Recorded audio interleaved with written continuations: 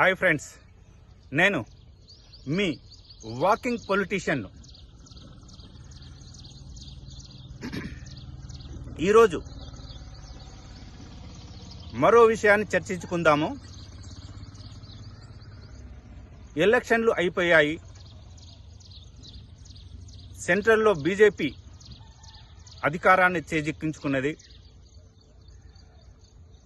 ఆంధ్రప్రదేశ్లో కూటమి TDP, Janasena, BJP కూటమి అధికారాన్ని చేజిక్కించుకున్నది. ఇక తెలంగాణ విషయానికి వస్తే కాంగ్రెస్, బీజేపీ రెండు సమానంగా పంచుకున్నాయి. అయితే ఇక్కడ మనము తెలుసుకోవాల్సింది ఏంటంటే, ఎవరైతే అహంకారపూరితంగా ఇష్టం వచ్చినట్లు ఏమైతుందిలే,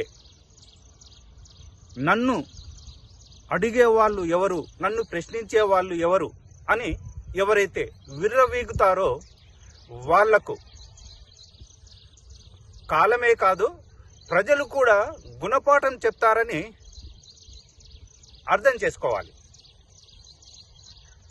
ఉదాహరణకు సెంట్రల్ గవర్నమెంట్ బీజేపీ ఇంతకుముందు 300 పైచిలుకు స్థానాలు ఉండేటివి ఇప్పుడు 240కు పరిమితమైంది. కారణం అహంకారం. నేను ఏం చేసినా నడుస్తుంది. ప్రజల మనోభావాలను దెబ్బతీసినా కానీ ఏమి కాదు అనే విర్రవీగటం కారణంగానే ప్రజలు ఒక గుణపాఠం ఇచ్చారు. కాకపోతే హ్యాట్రిక్ విజయాన్ని పొందడం జరిగింది. కానీ వాళ్లకు సరియగు స్థానాలు లభించలేదు.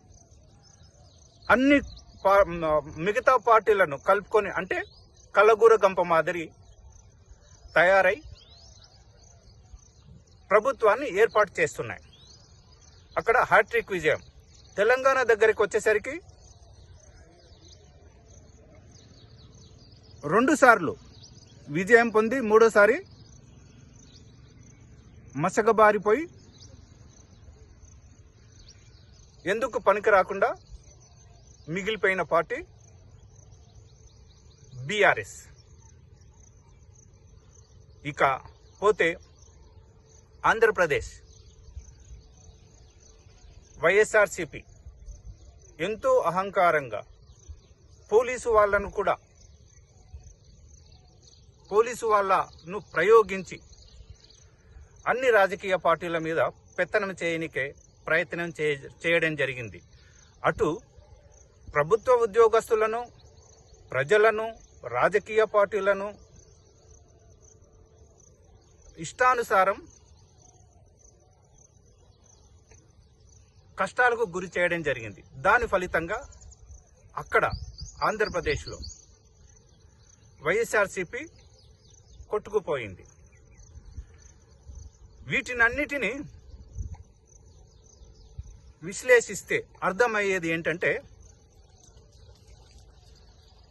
ప్రేమపూర్వకంగా ఏ రాజకీయ పార్టీ అయినా సరే ప్రజల మన్ననలను పొందితే ఆ పార్టీకి విజయం తథ్యం. ఎవరిని కష్టాల పాలు చేయకూడదు. కావున ఈ మీ వాకింగ్ పొలిటీషియన్ చెప్పేది ఏంటంటే, ఏది ఏమైనా కానీ సఖ్యతతో మసలుకోవాలి, అందరినీ గౌరవించాలి, ఎవరిని నిందించకూడదు, ఎవరిని అవమానపరచకూడదు. అందరూ ఎట్లయితే నేను భూమి మీదకి ఎలా వచ్చానో అదే విధంగా అందరూ భూమి మీదకి వచ్చారు. కాబట్టి ప్రతి ఒక్కరూ సుఖంగా, సంతోషంగా ఉండేందుకు కావలసిన పరిస్థితులను కల్పించాలి అని ఈ రాజకీయ పార్టీలకు మీ వాకింగ్ పొలిటీషియన్ చెప్తూ ముగిస్తున్నాడు. ఈ వీడియో మీకు నచ్చినట్లయితే షేర్ చేయండి, లైక్ చేయండి, సబ్స్క్రైబ్ చేయని వాళ్ళు సబ్స్క్రైబ్ చేయండి.